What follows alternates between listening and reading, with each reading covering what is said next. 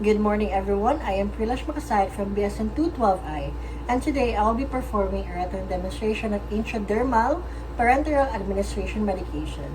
So first, you have to check the doctor's order, then check the medication administration record. Then check the label on the medication carefully against the EMAR to make sure that the correct medication is being prepared.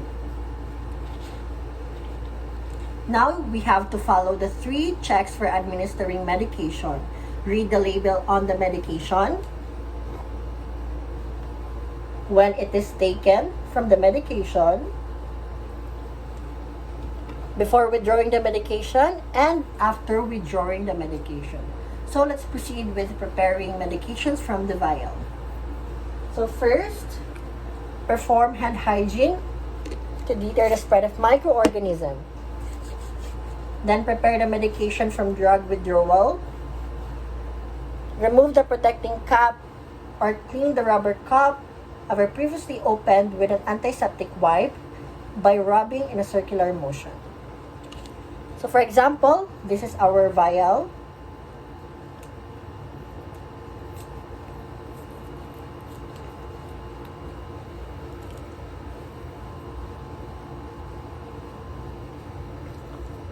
Next, attach a filter needle as agency practice dictates to withdraw a prefix liquid medication from multi-dose vials.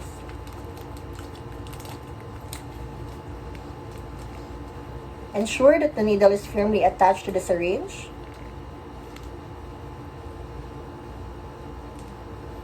Now remove the cap from the needle. Then withdraw up the syringe the amount or equal to the volume of the medication to be withdrawn.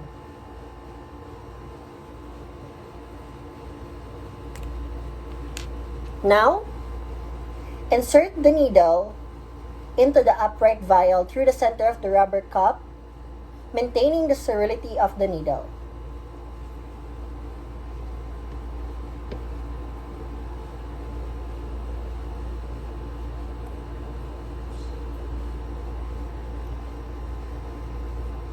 Now inject the air into the vial, keeping the bevel of the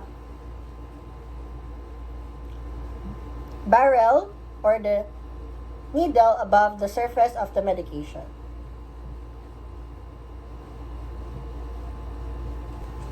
Withdraw the vial of the medication using either of the following methods, like hold the vial down, move the needle tip so that it is below the fluid level. Then withdraw the medication. Invert the vial, ensure the needle tip is below the fluid level, and gradually withdraw the medication.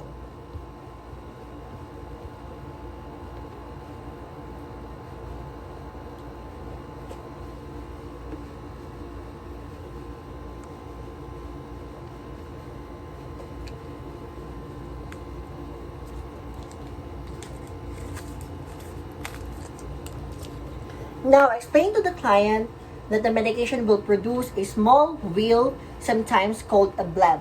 A wheal is a small raised area, like blister. The client will feel a slight prick as the needle enters the skin. Then provide privacy to the client by closing the doors, windows, and adjusting the room temperature for the client's comfort. Then select and cleanse all the site. Select the site about a hand's width above the wrist or 3 or 4 fingers width below, and avoid using sites that are tender, inflamed, or swollen, and those that have lesions. Then applies gloves as indicated by the agency protocol.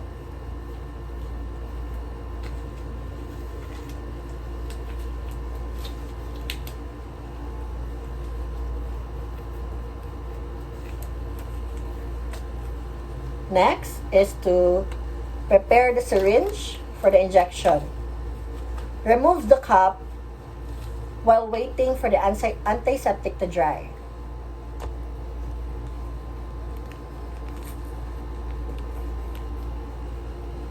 Good morning, ma'am.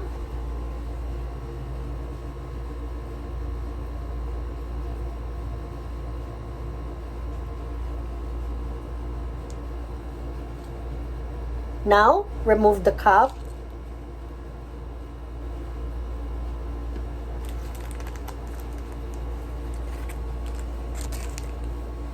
Expels any air bubbles from the syringe. Small bubbles that adhere to the plunger are of no consequence. Now, grasp the syringe with your dominant hand close to the hub, holding it between thumb and forefinger. Hold the needle almost parallel to the skin surface with the bevel of the needle up. So the skin of the patient should be like this, with the syringe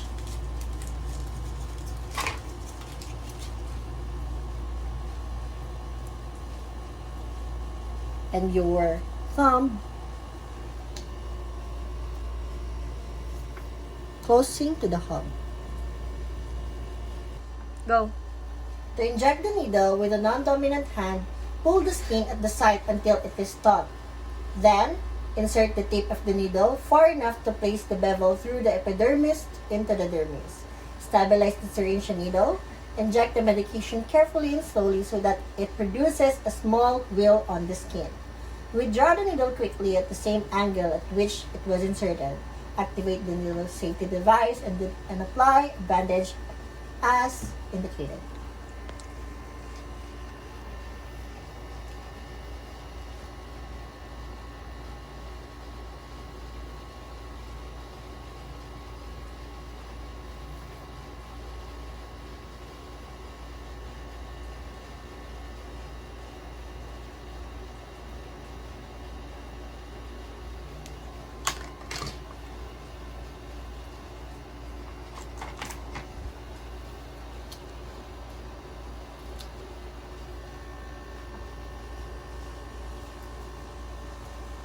Do not massage the area.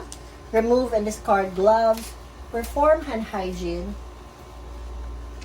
Now perform hand hygiene. Encircle the injection site with the ink to observe the redness of induration hardening per agent's policy. Then, document all relevant information. Record all the testing materials given, the time, dosage, and route. Then evaluate the condition of the site 30 minutes depending on the test. Measure the area of the redness and induration in millimeters, the largest diameter, and finding the documents. Then document if the client has a positive or negative skin test result and follow agency protocol on labeling of the allergies.